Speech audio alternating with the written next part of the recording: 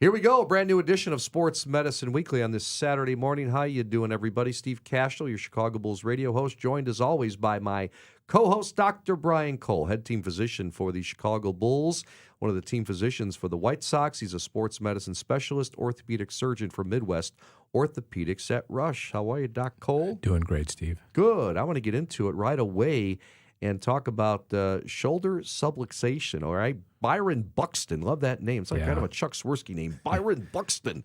He's a twin center fielder, and he subluxed his shoulder, crashing into the outfield wall. It's some interesting video if you look up cbssports.com. But my question is, what is a subluxation? So a subluxation is a partial dislocation.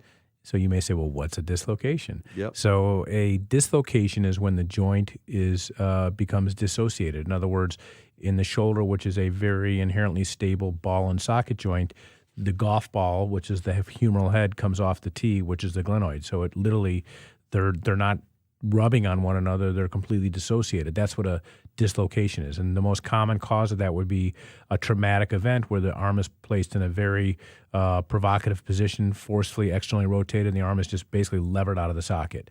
Very painful, often results in a trip to the emergency room the first time, and a physician will have to put it back in place by pulling on it forcibly in a sedated patient. That's a full dislocation. Do the trainers, like in baseball, can they put it back too? Yeah, I mean, dislocations in baseball are pretty rare. We'll see them with a baseball player who slides with the arm out, so arm first, for example.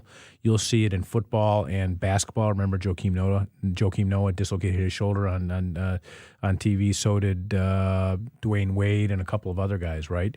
So it can happen in basketball.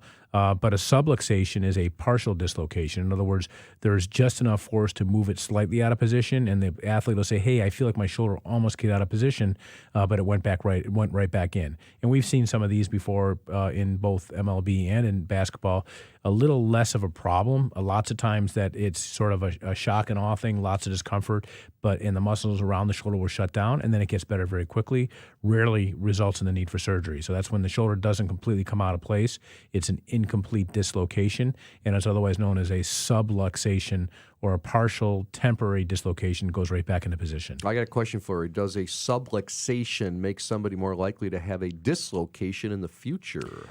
I think I could argue that I do see patients who say, look, I felt like my shoulder used to partially come out, now it completely comes out, but there are often two different categories or ends of the spectrum for shoulder instability. So I would say it is not categorically true that people who have partial instability of the shoulder end up having shoulder instability to the point where the ball and socket become completely dissociated.